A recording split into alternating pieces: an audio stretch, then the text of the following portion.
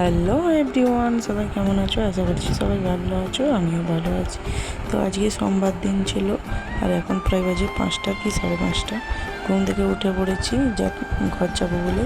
কালকে ঘর যাবার কথাটা ছিল, কিন্তু সারা রাত বৃষ্টি হচ্ছিল বলে এই জন্য যেতে পারিনি। আর এখনও পর্যন্ত বৃষ্টি হচ্ছে আর আমার মেয়ে ঘুমিয়ে আছে। আর আমি এখানে গেছে ব্যাগ গুছাচ্ছিলাম আর দেখো অনর্গল বৃষ্টি হয়ে যাচ্ছে, একটুও বন্ধ হয় না। একটু বন্ধ হলেই আমরা বেরিয়ে যাব। তো অনেকক্ষণ বসেছিলাম, তারপরে মা যে মুড়ি খেতে দিয়ে গেল। এখানে আলু ভাজা, শসা, চানাচুর, পেঁয়াজি সব কিছু দিয়ে গেছে। এখানে গুড় পিঠা দিয়ে সেগুলো মুড়ি খেলাম।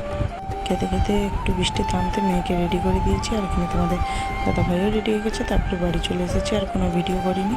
তো বাড়ি এসে একবারে ভিডিও করছিলাম। আর এখানে বাড়িতে ডিম টোস্ট করেছিল, সেটাই এসে খেয়ে নিয়েছি।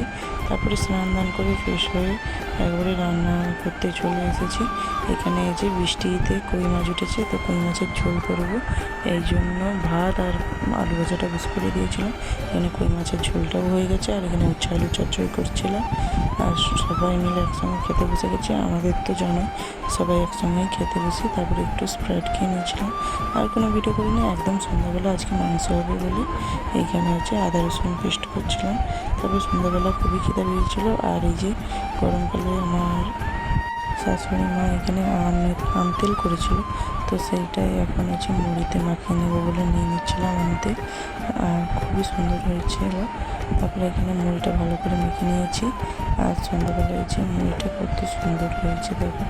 তো খেয়ে দেখলাম অনেক সুন্দর লাগছিল। তো সবাইকে দিয়ে পরে খেয়েছিলাম। আর ননদকে বলেছিলাম যে আজকে মাংসটা তুমি রান্না করবে, এই জন্য এখানে আমার ননদ রান্না করতে বসে গেছে। প্রথমে আলুটা ভেজে তুলে নিয়েছে। আলুটা ভাজলে স্বাদটা দ্বিগুণ হয়, এই জন্য। তারপরে আদা রসুনের পেস্টটা এখন দিয়ে ভালো করে কষিয়ে নেবে। আর এরই মাঝখানে হলুদ লঙ্কা গুঁড়ি দিয়েছিলাম, সেটা আর ভিডিও করিনি। একবারে মশলাটা কষানোর পরে মাংসটা দিয়ে দিয়েছিলাম। আবার নেড়ে নেড়ে এটাকে একদম কষে নিতে হবে। আর অনেকটাই প্রায় জল উঠেছিল, তোমরা দেখতেই পারবে। চাপা চাপা দিয়ে দিয়ে রান্না করেছিলাম। আর দেখো কত সুন্দর কালারটা এসেছে, একদম তেল ছেড়ে গেছে মাংসের প্রতি। দিয়ে কষায় তুলে নিয়েছিলাম। আর এখানে মানে 1 কিলোর মতো তুলে নিয়েছিলাম কষা। তারপরে যা ছিল আলু দিয়ে ভালো করে ঝোল করে নিয়েছিলাম। আর লাস্টে গরম মশলা দিয়ে নাম করিয়ে দিয়েছিলাম।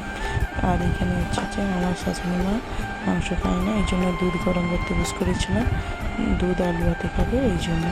তারপরে তোমাদের আমার এই মাংস রান্নার রেসিপিটা কেমন লাগছে অবশ্যই কমেন্টে জানিও।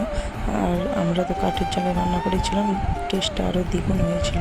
যদি এই ভিডিওটা ভালো লাগে অবশ্যই একটা লাইক, কমেন্ট আর সাবস্ক্রাইব করে দিও। আবার আসবে পরের ভিডিও। Bye bye.